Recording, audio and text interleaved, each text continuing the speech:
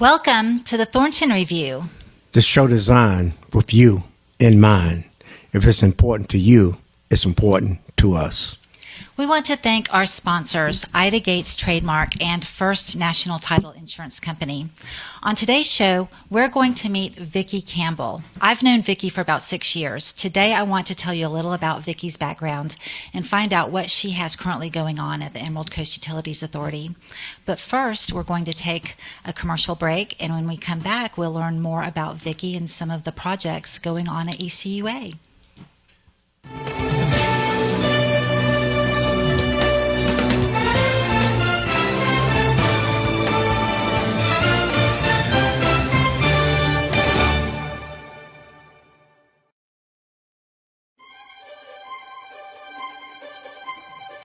There is no government-funded program that can guide a man's thoughts. Only God can do that.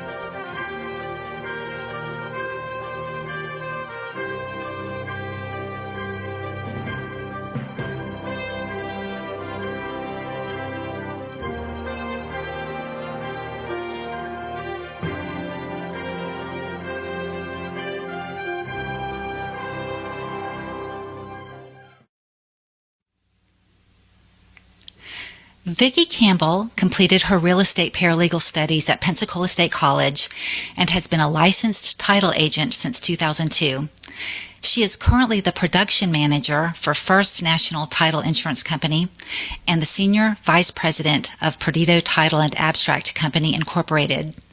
Vicki is well known for being active in the community through her involvement in numerous charities and organizations.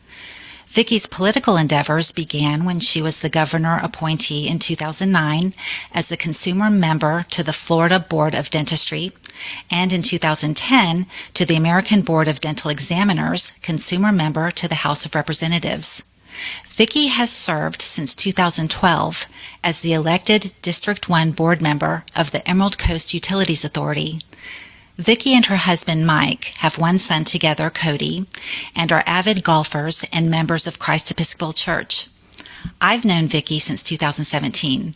She was my mentor before I became appointed to the Citizens Advisory Committee at ECUA. Her knowledge and achievements are her strength, and she is always graciously willing to give advice and help to those who approach her with questions or issues. So, Vicki, welcome to the show. It's really nice to have you here. Thank you very much, Michelle. I embrace any opportunity to get out and tell the community what's going on at ECUA. I think that's a very important part of a board member's job, is to get out into the community and talk about what's going on at the ECUA. I appreciate that because that's so important to me also. So you are the production manager for First National Title Insurance Company. Can you tell us a little about that company? Yeah, First National Title Insurance is a young underwriter. I say young, they're 10 years old, and they're in the top 10 already. They've done a very good job. They're in 39 states, and they recently joined Florida and needed a production manager in Florida, so they reached out to me and actually took over, bought the assets of my title insurance division. So, congratulations. Thank you. That sounds good. Yeah. Sounds like a big deal. Very, very happy to join them. They do a really good job with the independent agents in Florida. Tell the audience a little bit about the underwriting process. What is it that you guys do over at? So, if you hear the word title company, most people think about where they go to do their closing when they buy a house or make a mortgage or whatever. I actually work for the underwriter, which underwrites that title insurance. So You never see me. I'm the guy behind the scenes reading all the legal docs and making sure that everything, all the I's are crossed. I's are dotted and all the T's are crossed in the background, and that you're clear to close. Wonderful. I'm the bad guy. Oh, no. Sounds great. That's hard to believe. A hidden talent. Okay, yeah, that sounds nice. So, well, the reason we have you here is because we want to know everything there is to know about ECUA in one show. So you have 1 hour to tell us everything that everybody would ever need to know.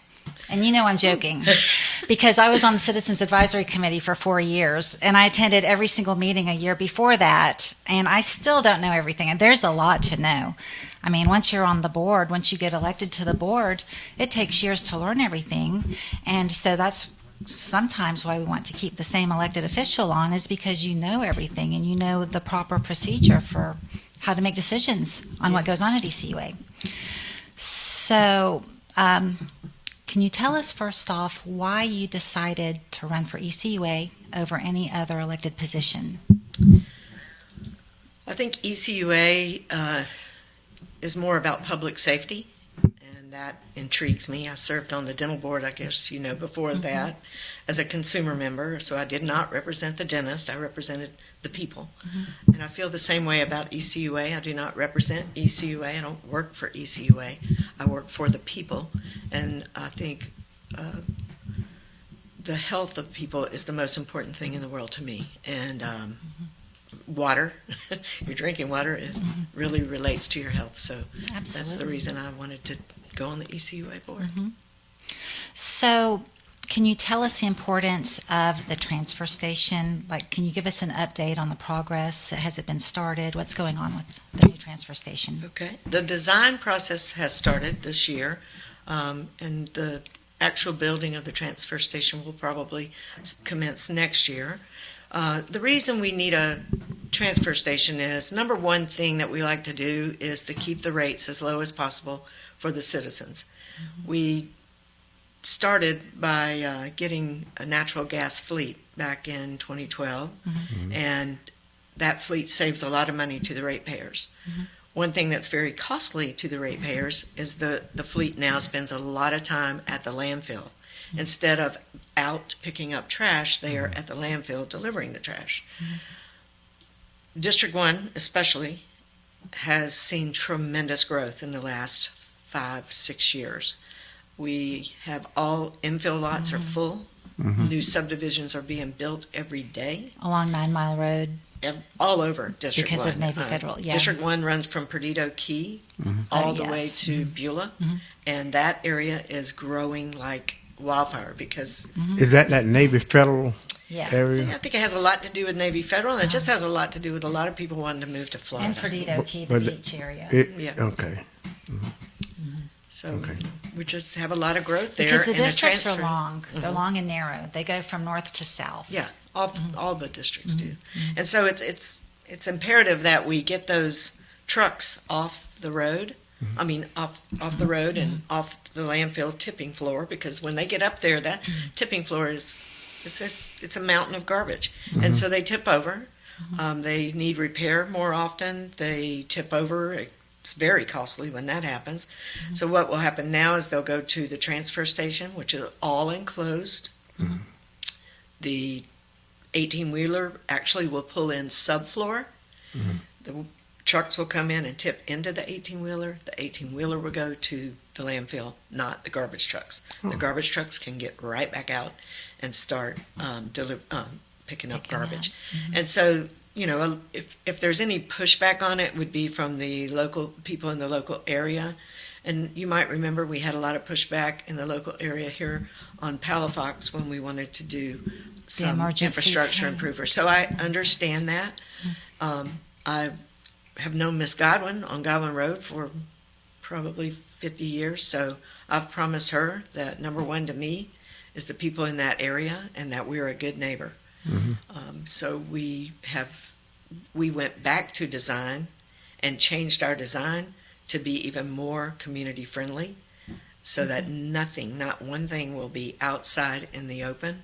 As a matter of fact, it's probably worse right now for that area because the trucks do sit there when they can't make it to the landfill and empty. They do sit there with trash in them overnight. That will never happen again once the transfer station is there. Well, that sounds like a good idea. Yeah. So I personally appreciate the aesthetic, the fact that you care about aesthetics in the community. When you say there may be a little bit of pushback, what would that? Because I remember I think the pushback on over on Palafox was more of a environmental and eye thing, you know, senior a vision kind of thing, and ECA was able to satisfy that, and I was the Northfield group ended up being pretty much satisfied. What would most likely? So the same thing, and nobody wants infrastructure in their neighborhood, and I get that. I wouldn't want infrastructure, in my neighborhood, but If you build it a certain way and it looks a certain way, That's you right. can kind of hide it. yeah, Would it be a way to camouflage it? Would it be camouflage, or would it be? it will. Yeah, it will be an enclosed building, Mm-hmm. and we will zero traffic will come from Godwin Lane. All the traffic will come from Pine Forest. So they're redoing the entranceway at Pine Forest where the gas station is now. Okay. The natural gas filling stations. Okay. So, well, sometimes it freezes in Florida, believe it or not. It freezes here. I've had pipes burst before because the water sits in the pipes and it freezes in the pipes. And when water freezes, it expands and the pipes burst. And then the water thaws and then you have a big mess of water everywhere. So I'm from here, so we always turn our water on when it freezes and we let it trickle out of every single faucet to prevent that from happening. But I understand that ECUA had some issues in December with an above normal amount of pipes bursting and customer service being inundated with calls from customers saying, my pipes burst, what do I do, what happens? So can you tell us a little about that? Well, it really wasn't our pipes that burst. It was the private sector's pipes that burst. And I think a lot of that is, number one, it doesn't freeze here often. It has to freeze for 24 to 48 hours before, you ever really see issues with pipes. So number one, that doesn't happen often. Number two, you hit the nail on the head. I know.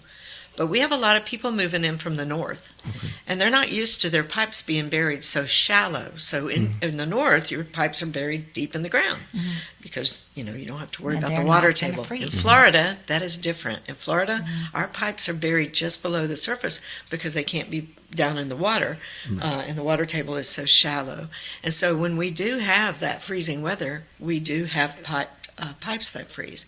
So we just need to do a better job, and I think ECUA can do a better job, and Escambia County, all of us can do a better job of warning our new members of the community that when pipes freeze, the pipes may freeze tonight, and you need to maybe cover your pipes or run the water, trickle the water. And I do the same as you. Trickle water. It doesn't in my even house. have to be the hot water. You just No. turn the cold water on where it's just a very minute but steady stream. And there are And people all that of your will argue faucets. you shouldn't do that, but Well, wrap your pipes. But I'm like you. I leave a stream running. I'm not going to get under that house and wrap those pipes. That's not going to happen. Because I was out of town when we had the last freeze, and when I came back, I had one of the pipes, my faucet was frozen, but it wasn't a bad deal. And I know in the old days, people they had no problem insulating their pipes that was out in the open. I think we kind of dropped that educational process because some of the new home buyers or some of the new residents, they're not that familiar with insulation and, like you say, running the water. So you either run the water, you insulate during the freeze. And I think you can go to any hardware store, Lowe's or Home Depot or something, and they probably could tell you what you need to do. What you need to do. I rewrapped my backflow preventer at my office just before the freeze because I didn't think it was properly insulated, and I wrapped all of my outside pipes. So it's just, I think you hit the nail on the head, Charles. It's education. Right. We need to do a better job of education of the public. So shows like yours are wonderful because people, for some reason on social media, people like video. Right. And so they're going to watch your show before they're going to watch another show and before they read a newspaper. Yeah, everybody wants to see video now for some We reason. are a public service announcement show. Yeah, That's what we're here for. We are. It's information that the public can use. And another thing that, as far as education, is we probably need to do a little bit. We may be doing it. I think we are doing it, and that is education on the recycle. How important the separation of the recycle, because if you don't separate, then that create additional work once you take it to the landfill and all of that. So you're getting away with it, but what you're doing, you're creating additional work, and in the long run, that additional work may end up costing you because we're going to have to put somebody there to separate that. Thank you, Charles. That you hit the nail on the head. We're going to talk about recycling, but first we're going to take a commercial break, and I would like to thank one of our sponsors, Next Door Properties.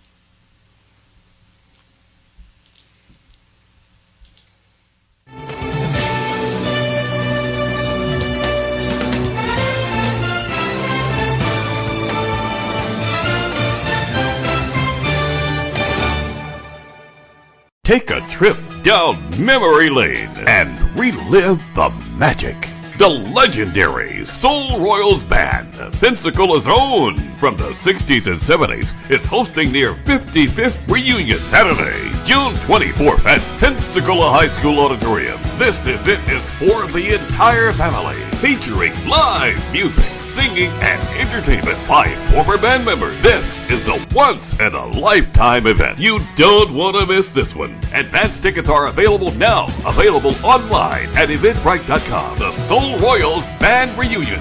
Pacto Snack Shack, 4027 North Davis Highway. And from members of the Soul Royals Band for only $25, $35 at the door. For more info, call 850-341-7633. Relive the magic with one of the greatest bands of the 60s and 70s, the legendary Soul Royals, Saturday, June 24th at Pensacola High School Auditorium.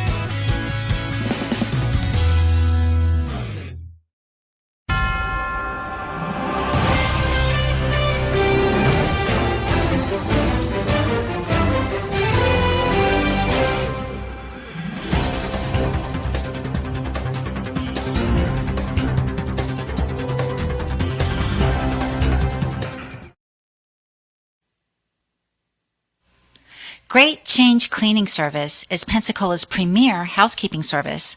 We specialize in residential, short-term rentals, and small office cleaning. We want to get your home or office fabulously clean at a reasonable price. Call Great Change Cleaning Service so we can set up a time to get your home or office Great Change clean.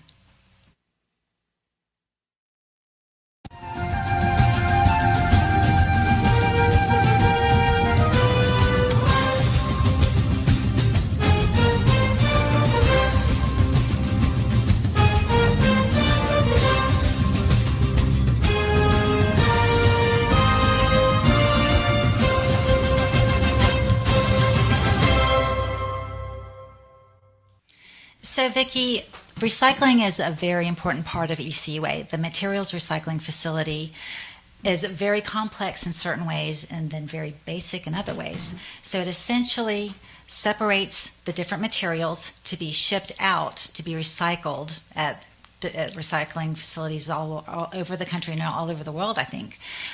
What is the impact of contaminated recycling when people throw actual garbage into their recycling? What is the impact of that?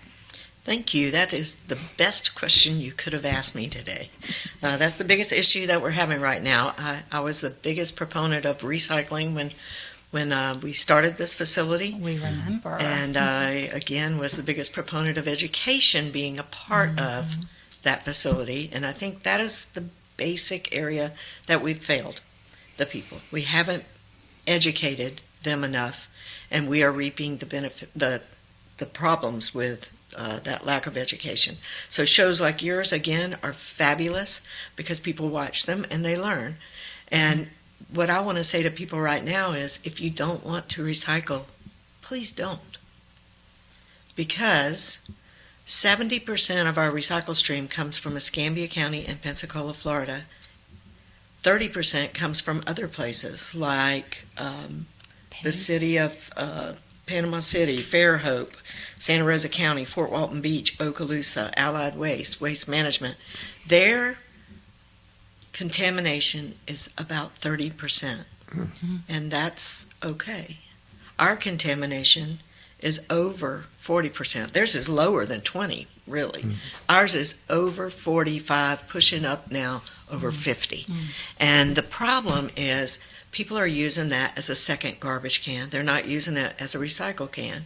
Or they're simply uneducated as to what to put in the can, so they're putting the wrong thing in the can. We used to have a guy, Jim Roberts, that would go around and look in the cans, and if he saw, and we still have somebody that does The that. Recycle Star Award every month. I remember that. See someone doing it right, then we reward them. If they see someone doing it wrong, they take the can after the third warning. Some people don't realize you don't have to recycle. It's not a mandatory program. It's a voluntary program. So if you don't want to recycle, simply tell us and we'll come and take that can. For $4.60, you can get another garbage can. So if you're just going to use it for a second garbage can, just get a second garbage can. Right. So don't recycle. My big thing now is, when in doubt, toss it out. So I tell my husband that all the time. Was this recyclable or not? And I'm like, look, if I'm ever not here and you don't know, put it in the trash can. And some people they don't know, and they don't want to take the time to go to the website and look.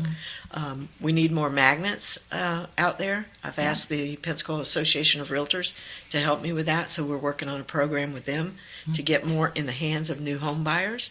And so, there's all kind of ways you can educate, but I appreciate in the vacation rental management business, I've noticed that people who come on vacation don't know. They don't know which one is the garbage can and which one is the recycle can, because they're not labeled, for one thing, so they have no idea which can to throw it in.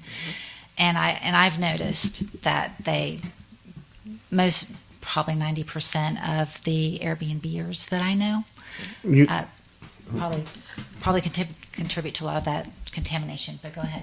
Well, you said something that I wasn't aware of, that you can actually get if you don't want to recycle, you can just get your two garbage cans for an additional $4 something a month. If you want to use them both for garbage, you can just get an additional garbage can.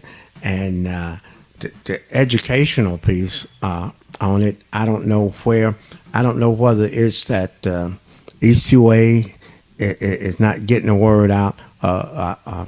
ECO is doing it and getting the word out, and the public just has not taken any interest. I don't know. It probably is more than likely it's coming out in mail outs, advertise. Is there just a push on how to flyers or something? Had there been a discussion? Tell me, what have we tried and what we may need to try? What do you think? I love your show. I love social media. I'm a proponent of social media and shows like this. I'll tell you what, I think the worst thing in the world right now that has happened to people is we don't watch commercials anymore.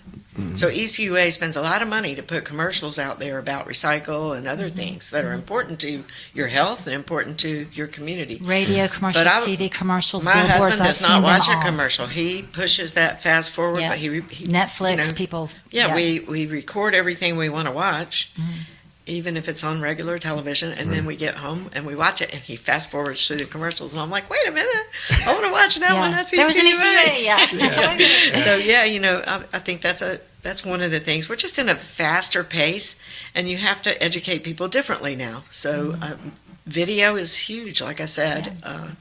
In my business, title business, it's huge, and so I know that it's big there, so it's big here. I'm wondering if we could do some sort of school programs, like to teach children, maybe incorporated in some sort of school, like approach the school board and say, can we teach children how to recycle? Because kids will go home and tell their parents, and they will correct their parents. Yeah. I know from experience with my son, if he learned something in school and I was doing it the wrong way, he would let me know. So I've had a lot of teachers call me about because recycle. they want to obey the rules. And a lot of them bring their kids to the recycle center, and they teach them, and you're right, the kids are the ones that'll tell their parents. Field trips to do schools do field trips to the recycle center? That's great. Yeah, that's amazing. One of the things is back to what I said initially. If you don't recycle and you're putting stuff in that recycle can, and that shouldn't be there, then somewhere at some point in the process, someone's going to have to separate that out, and that's a built-in cost factor. So you can't make you do it. Nobody's out there making you do it, but eventually it's going to have an effect on something, because somebody's going to have to separate that. You're going to, and most of the time it's I don't know whether it's machines or human. You're going to have to get something. You're absolutely It's a combination of both. It's really neat. It's very complex, and the way it's really the cool. way you pull that out. One of the things I think I was telling you earlier. I'm on the Santa Rosa and Island Authority, and one of the things is I always like to think about is ECUA and their dealings with Pensacola Beach. How are we doing as far as Pensacola Beach? Because I on a couple of meetings there, ECUA has been brought up. I won't get into the detail of it, but what's our relationship, and what kind of projects we have going on? I'm not as familiar with District 4 as I am 1, but I do know the one project that is always in our front of our mind is the reclaimed water issue on Pensacola Beach, and not putting the reclaimed water into the bay. And so one of the things that we've worked on over the years, we've put a new tank there to hold reclaimed water over the last couple of years, and we put irrigation in the main areas of the drive. We'd like to spread that even further, and eventually have it down every street out there, and have the island use all of its own reclaimed water, because it's a large mass. Everybody would love to take it off of the island, but that's a $80 million project, and who's got $80 million? It's kind of hard for me to ask the mainlanders to pay $80 million for a project that's not, help for do the everyone. math. So I can reassure the tenants on the beach, the businesses and the leaseholders there, the residents, that ECUA is on top of whatever issues there's there, that you hear about those issues, and through District 2 they're brought to the board, and the board is working on them. Yeah, that's on District 4 though, isn't it? The beach? Yeah, District 4. Yeah. District 4, yeah. We got, I forget Robert Bender. Yeah, Robert Bender. Yeah. Yeah. I appreciate that. Thanks for correcting me. Yeah, Because, but the Dale Perkins is the ECUA representative out there, Yeah. and he is constantly, on top of things for District 4. I know Dale cares about the beach. Oh yeah, absolutely. He's a fisherman, so Yes, he's always on the boat. and my a sailor. He's a sailor and a fisherman. Yeah. my apologies to Robert, because I've seen Robert out there. He attended. I know he attended one of the meetings that I had at that. So it is in District 4 under Robert Bender, and Robert Bender and Dale Perkins. And okay. Yeah. Dale's a good guy. Yeah, he is. Okay. He's been on the board for a long time. So I hear this word redundancy a lot at ECUA.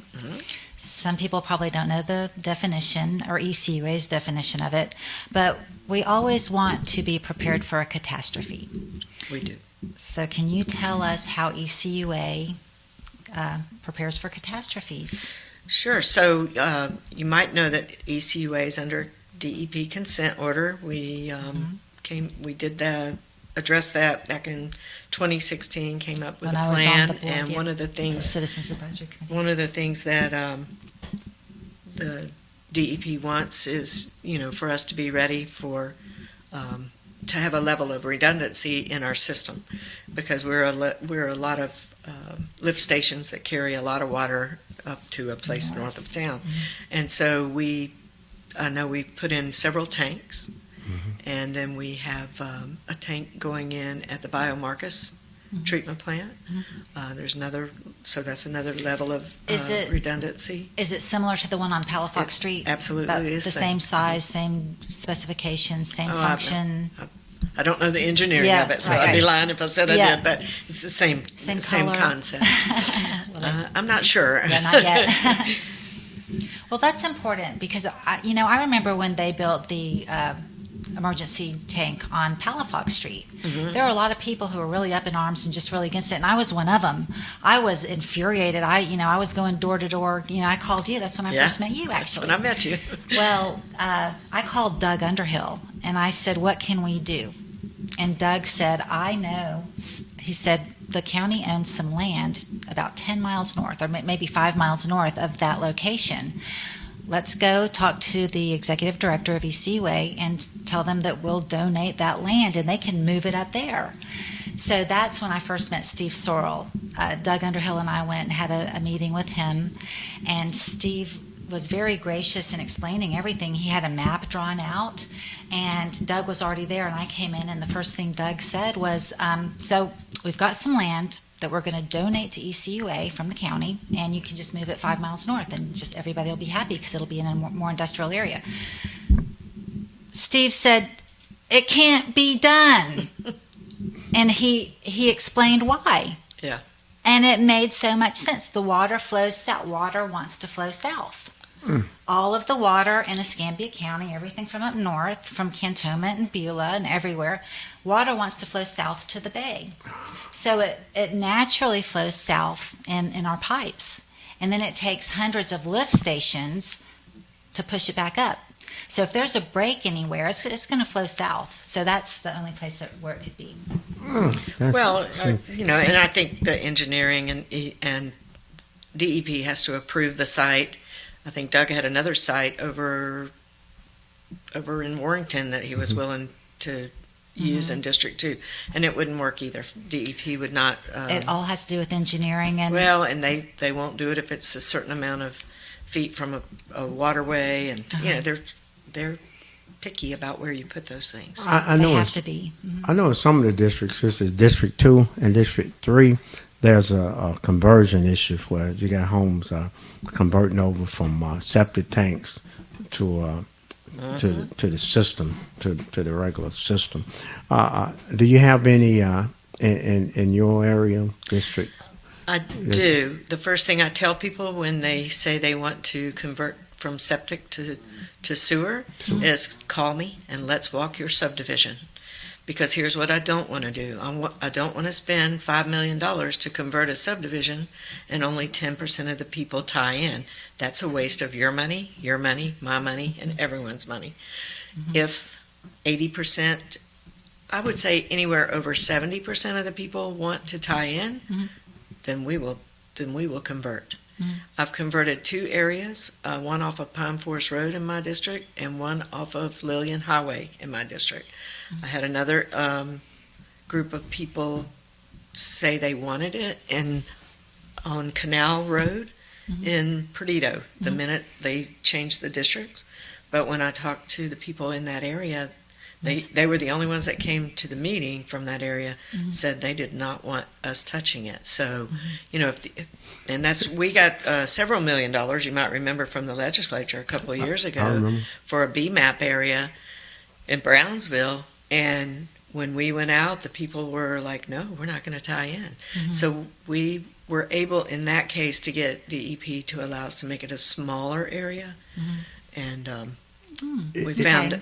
It's ironic you said that because I know my representative is Larry Williams, and when Larry first came into office, I rode around with him through a few neighborhoods, and I was kind of banging up on him about we need conversion, and we went through one neighborhood, and those folks was like, no, well, no.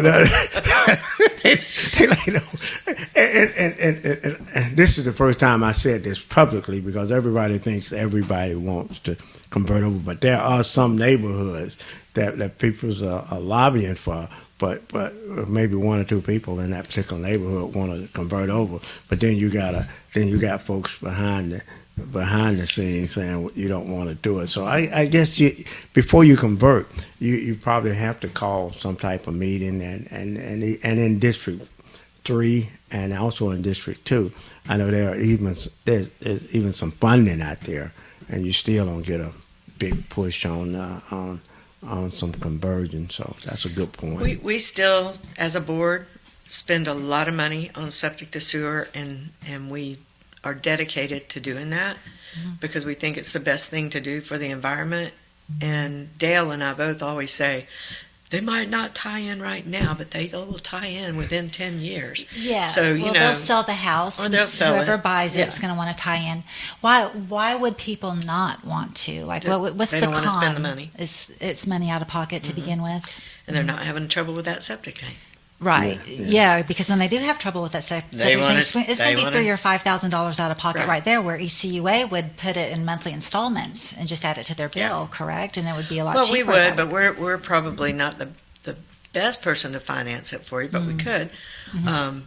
You could always try to talk with your county commissioner too about doing an MSBU for something like that.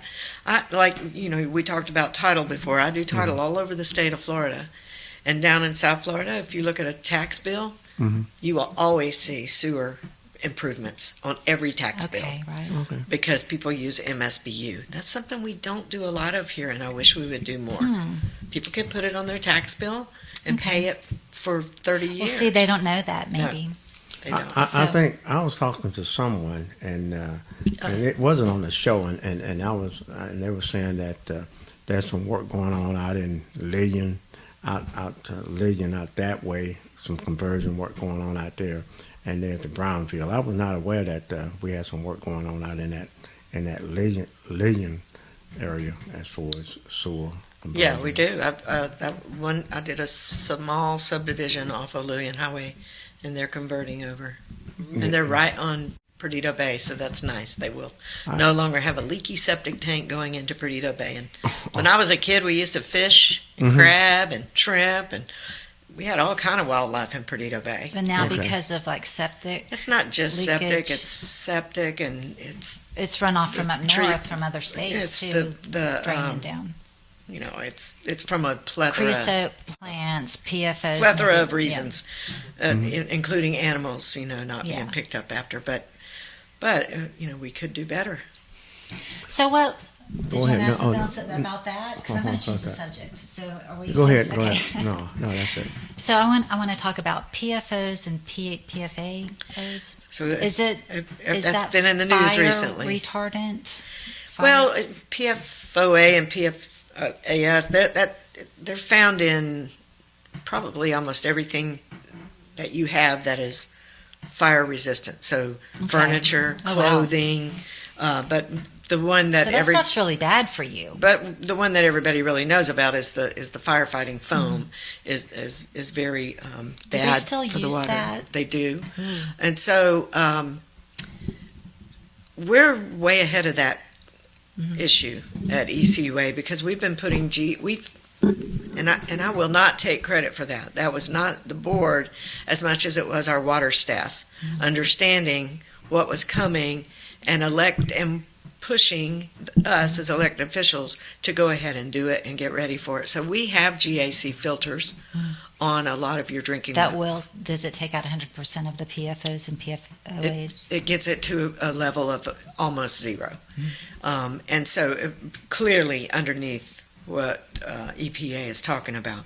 And so the bad news about it is as the EPA makes more and more people do that, and they push for regulatory reasons to do, and they have reason enough to do it, but when they push for the regulation to make everybody get GAC filters, which we already have in Escambia County, but other places do not, it's going to get more costly for the filters, and it's going to get more costly for the carbon that's in the filters.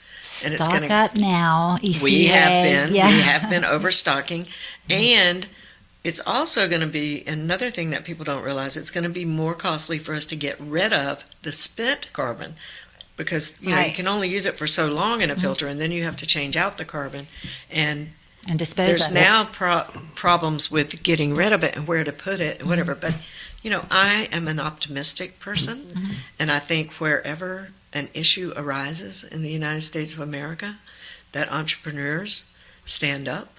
That's what's so great about this country. They stand up and they figure out a way to solve the issue. The free enterprise system, I love it. So somebody will come up with a way Yeah. to either clean that carbon or get rid of Burn it in it, another way. incinerate it. They'll figure it out. But in the meantime, it's going to be very costly Yeah. for carbon if regulatory measures are pushed to make everybody get the GAC filter. So it's just something that's Because if in the you're news right required to now. get it, the manufacturers can charge more because, hey, they have to have it. They have to pay for it because there's nowhere else to get it. I would read you something that I actually printed out this morning on that exact topic. It says, while treatment is possible, it's very expensive, and right now the majority of costs fall on the ratepayer. This is a lady up in Massachusetts with the executive director of their Waterworks Association up there, said we have quite a bit of infrastructure backlog that needs to be addressed, and so unfortunately we have to deal with new regulations like this. Some of those really important public health issues get pushed back. She added, for instance, replacing 100-year-old pipes. Now, where does that sound familiar?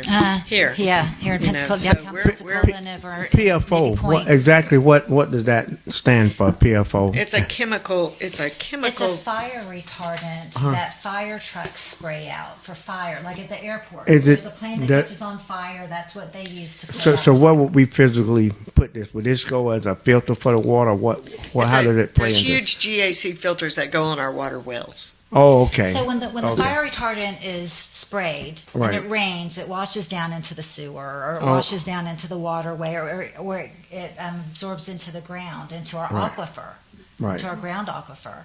And so when our pumps get the water from the aquifer, they have these huge GFI filters, the GFAC? GFAC filters. Yeah, they're granular filters that before it active goes- carbon is in. Okay. And that's what it stands for. And it takes out everything, not just that. It takes out every and contaminant. it filters the water before it goes to our pipes. and that way we can go and clean the filters and actually. Well, you have to get rid of that carbon after a certain amount of time. So we have to monitor the carbon and see when it's spent, and when it is spent, we have to get rid of it. So that's expensive. I want to say something about. I know when I go to the office, I go see Woody. I go see somebody up at ECUA. I always say, "Let me get some of that ECUA water." So they'll take me downstairs, and I'll get some out of the faucet there. So I know pretty much that the water coming from ECUA is drinkable, because there are times that I'm out in the yard or something. I'll just get the water hose like we used to do in the old days, and I'll just drink some of the water instead Still of. alive and healthy, right? Yeah, and I'm still here. And I want to say to some of the people though, there may be some issues coming into your house, but if you have an old house that was built probably during the 60s and 70s or further than that, you may be getting something, because you may need to change your pipes at your house. If you got the old pipes and like the lead pipes or whatever type of pipes, you may need to change those pipes to new pipe. And a lot of time, I know that's an investment, but sometimes if you have an old house, you may blame ECUA for the water. But I know I've seen places where people just have old pipes, and when that water comes through and it comes out of the kitchen, it catches. It leaches the chemicals out of the pipes themselves. It's not the water; it's what's in the pipes that gets. Do you have a pushed comment into- on that? Yeah, we are constantly redoing your infrastructure at ECUA. We not only replace pipes, we can also now do what's called cured in place. So we can actually reline a pipe. So we go in and dry the pipe out, and we put an epoxy and reline the inside of the pipe. So it's a lot cheaper than replacing pipe. So we're doing a lot of that.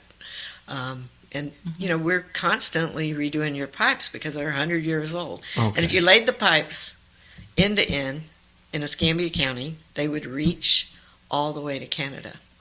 Wow. So that's a lot of pipe that needs It's to be an replaced. intricate and very complex And we are the oldest. system. If you ask our It really mayor, is. he will tell you we're the oldest city. So Yeah. we have some very old pipes. Okay, and replace your pipes. I was on my trip riding around with my representative.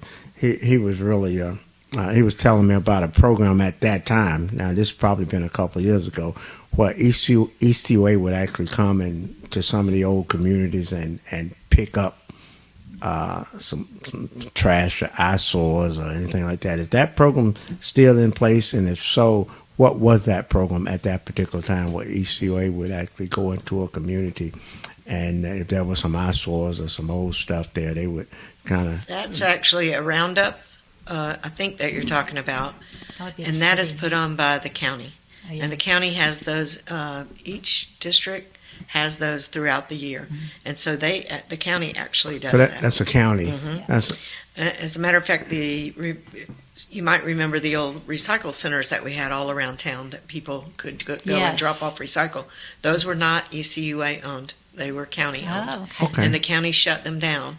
And the reason Because of contamination. But go ahead, I don't want to... the reason the county shut them down is because people were misusing them. They put Instead of- couches and stuff that Putting They them used them as a dump. mattresses, yeah. Oh, okay. So that's a roundup. And That's a garbage. county thing. They would just Yeah. put everything. Jeff Bergash and I've been throwing around reopening the one in Perdido because it is actually behind the sheriff's substation, and Yeah. maybe putting up some cameras and things. So we'll see. I mean, Yeah. I do understand why they shut them down, because then they had to have code enforcement out there Yeah. cleaning it all up. So Well, when I was on the Citizens Advisory Committee, I mentioned opening them back up. I didn't realize they were the county, but if ECUA opened their own back up, my idea would be to have a guard shack, a little station where a man sits there and monitors everything, but that's probably not very realistic because it'd have to be monitored 24/7, and who's Yeah. going to sit in everything. Well, the thing is Cameras, you have to maybe. weigh everything, Mm-hmm. because we have a lot of people that have a hard time paying their bill as it is. So everything you add, I mean, everybody wants everything, but nobody wants to pay for it. Right. There is no money tree. Right, So right. we have to, as a board member, that's what you do. You weigh the wants and the needs. Just like I do at my house. I want new carpet in my bedroom, but I don't really need new carpet in my Right. bedroom. So, my husband says, is that a want or a need? So Right. I have to do the same thing with ECUA. I have to say to the people, is this a want or is it a need? And what do you really need? And sometimes you really need pipes Yeah. and filters more than you need, It's kind of like whether I need a new car or whether I just need to maintain the one I have, right? Exactly. Which one's going to be more Yeah, expensive? I got a good car, just maintain it, right? Just clean it out real good. Detail it right, yeah. Maybe a new tire every once in a while. I know without getting into any secret, I know you guys do a 4 or 5 year plan. I know you look towards the future like most county and other agency does, without giving away anything. What do we have? What do we have on the drawing? Looking forward, what do we see as some of our priorities out there? Priority areas overall. Well, always that level of redundancy. That's always coming. We're working on the Biomarcus tank. Okay. We're working on a pipe for a level of redundancy coming off of Perdido Key. Okay. We are working on. You can always go to our website and look at the capital improvements that are upcoming. Are So you I have a book I can share with you, and you will know everything. We are It's- very open. What is at the ECUA's website exactly for our viewers? www.ecua.fl.gov. So the capital improvement plan is actually. I don't have to call Vicki Campbell or a number. I can just Yeah, go but there. I like you, Charles. So you can call me anytime.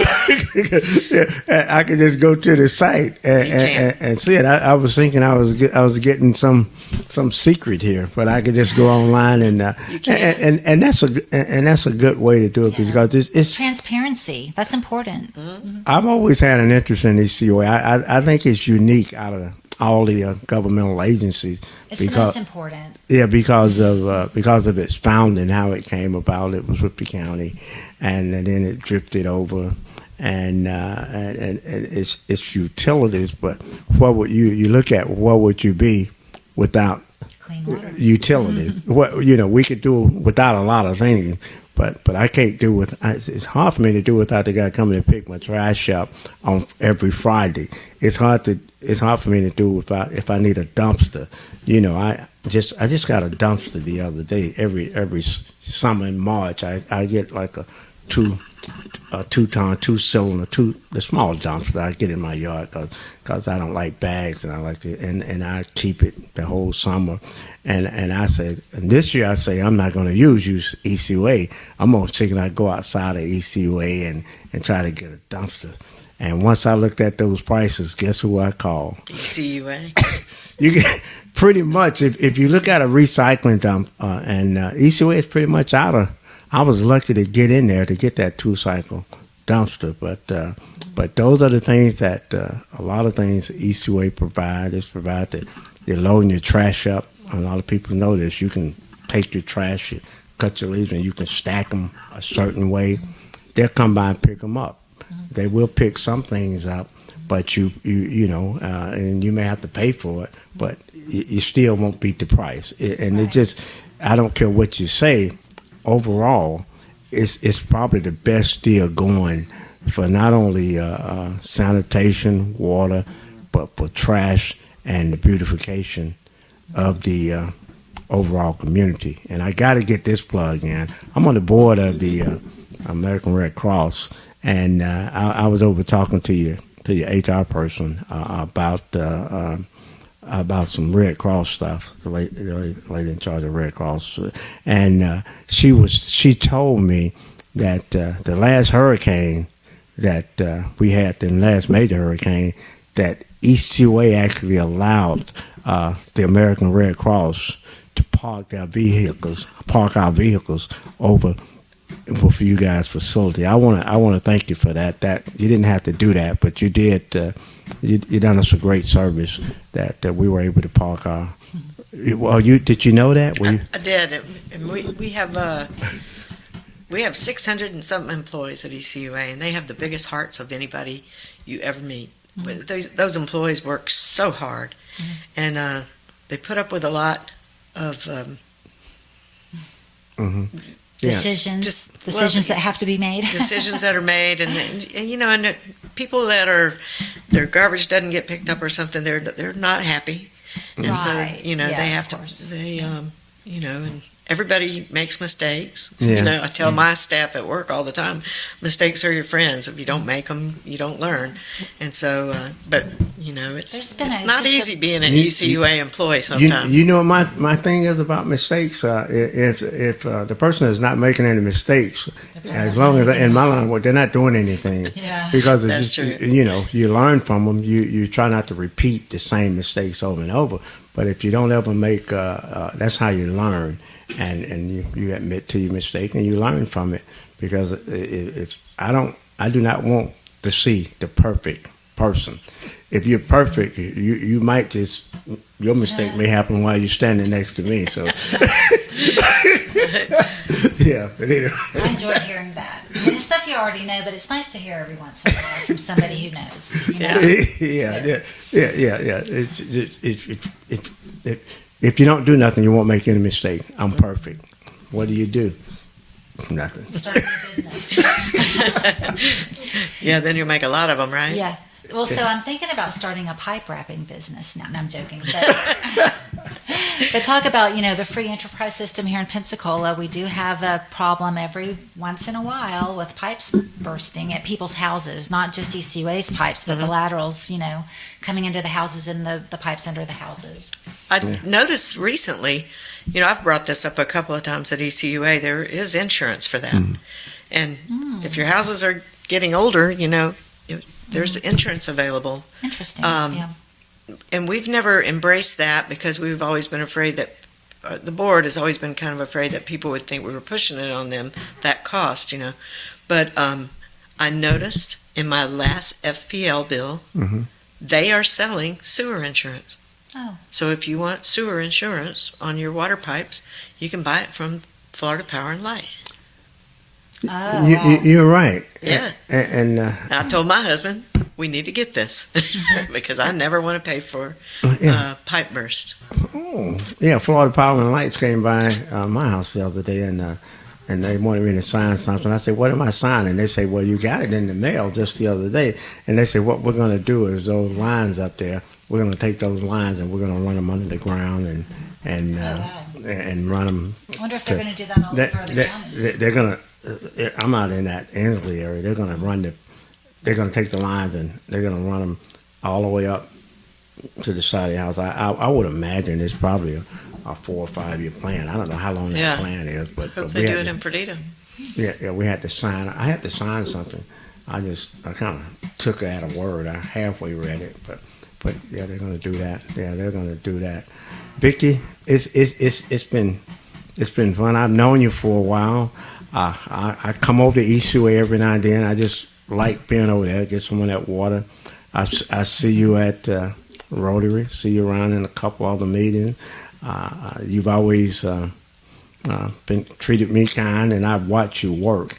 And I just want you to know that we'd like to thank you for taking time out to come to our show today. It was really enjoyable, educational, and I hope that the public learned something, because I learned some things. I didn't know about that filter. Now I know. Well, thank you, Charles. I appreciate the opportunity to share some of the good things going on at ECUA. Yeah. I really appreciate it.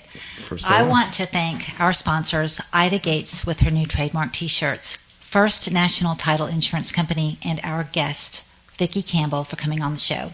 And I want to thank our viewers for watching this episode of the Thornton Review. We air live every Thursday at 4 p.m. We hope you'll tune in to our next show. Bye-bye.